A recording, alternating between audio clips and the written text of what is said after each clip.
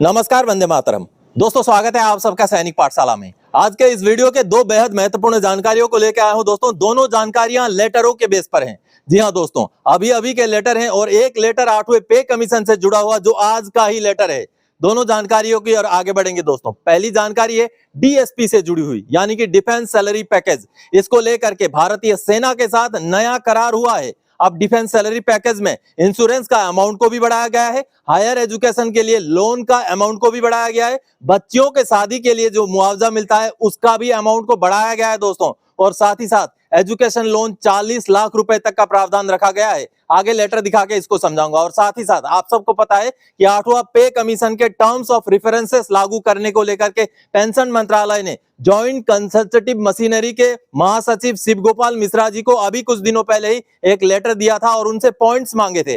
अब joint consultative machinery की तरफ से पॉइंट सबमिट कर दिए गए हैं। जी हां, आज का लेटर है। पहली बार सैनिक पाठशाला में उस लेटर में किस तरीके से 8वें पे कमीशन के पॉइंट सबमिट किए गए हैं, आगे लेटर दिखा के आपको समझाऊंगा दोस्तों यहां पर महत्वपूर्ण बात है कि पॉइंट्स में बेहद महत्वपूर्ण पॉइंट्स भी हैं। सबसे पहला तो L01 से L05 को मर्ज करके L06 बनाने की मांग की गई है। एमएसपी में सुधार की मांग की गई है। डीए बढ़ोतरी का फॉर्मूले के लिए बात की गई है। 7वें पे कमीशन की विसंगतियों को दूर करने की बात की गई है दोस्तों। एजुकेशन अलाउंस को पोस्ट ग्रेजुएशन तक बढ़ाने की बात की गई है दोस्तों। और साथ ही साथ कम्यूटेशन की अवधि को 12 साल तक करने की भी मांग की गई है। बड़ी बात है, पेंशन मंत्रालय ने जो पॉइंट्स मांगे थे 8वें पे कमीशन में सम्मिलित करने को लेकर के, टर्म्स ऑफ रेफरेंसेस तय करने को लेकर के, उसको लेकर के शिव गोपाल मिश्रा जी की तरफ से लेटर मंत्रालय को भेज दिया गया है। वो लेटर भी आगे दिखाऊंगा। तो चलिए इन्हीं दोनों विषयों को लेकर के आगे बढ़ेंगे आज के इस वीडियो में।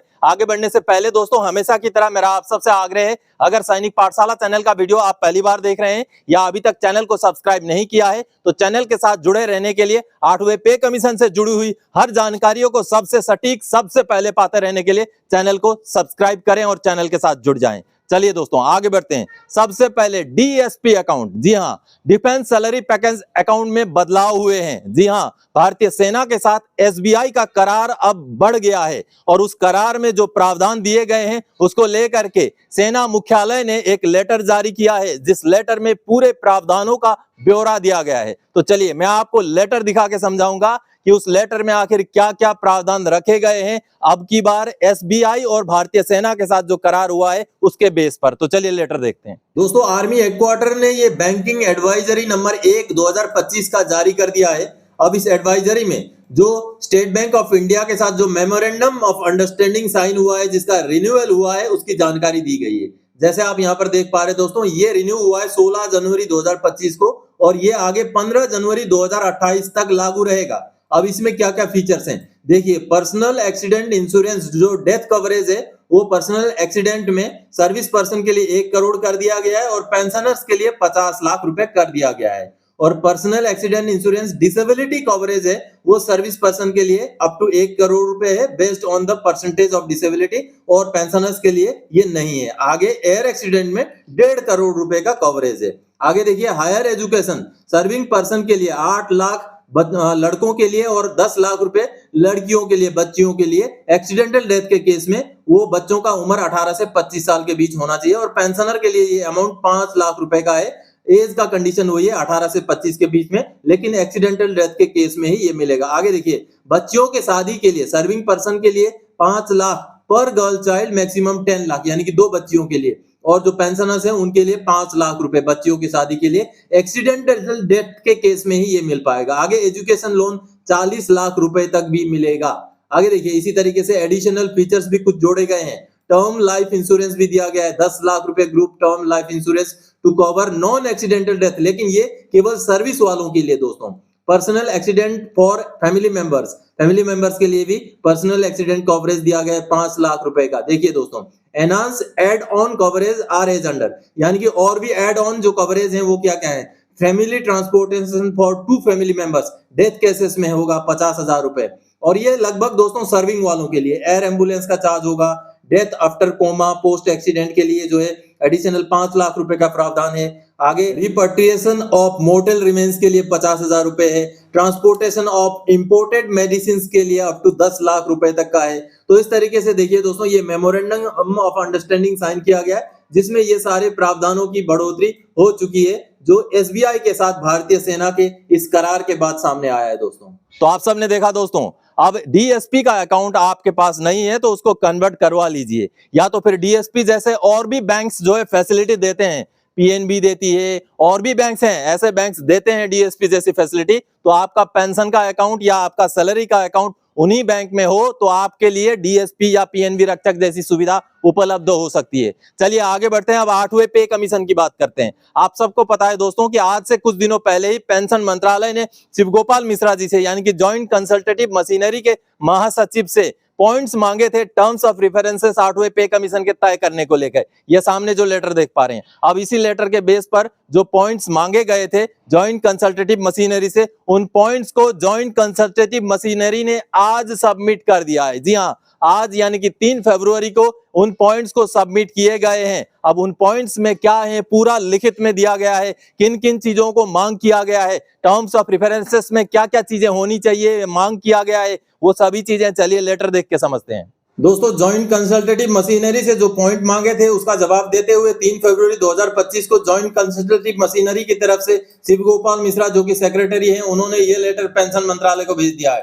Department of personal and training को देखिए, और उसी लेटर का रेफरेंस देते हुए 23 जनवरी वाला लेटर का, कि जो कमिटी के सामने पॉइंट्स हमने रखने हैं ये हमने भेज दिए। ये देखिए, आगे देखिए पॉइंट्स क्या क्या हैं। यहाँ पर देखिए, terms of references for 8 CPC to be forwarded by secretary staff side NCJCM. देखिए अब यहाँ पर पॉइंट्स क्या क्या हैं, क्या क्या चीजें एग्जामिन करने के लिए किस किस को ये पॉइंट्स लागू होंगे, वो चीजें यहाँ लिखा गया है। Central government employees, industrial and non industrial, personnel belonging to all Indian services, personnel belonging to defense forces and paramilitary forces, personnel called a ग्रामीण डाक सेवक belonging to the postal department। इस तरीके से ये पॉइंट्स किन किन के लिए लागू रहेंगे वो सारी चीजें यहाँ पर दी गई हैं। अब बी में देखिए, अब जो मिनिमम वेज है यानी कि मिनिमम जो वेज है उसको फिक्स करने को लेकर ये वाला पॉइंट है सी नंबर का। ये देखिए सी नंबर पॉइंट में यहाँ पर माननीय सुप्रीम कोर्ट का ऑर्डर का भी रेफरेंस दिया गया है, एक्रोइड फॉर्मूले का भी रेफरेंस दिया गया है। अब यहाँ पर सबसे पहला पॉइंट डी में आप देखिए, the 8 CPC should consider the merger of non-viable pay scale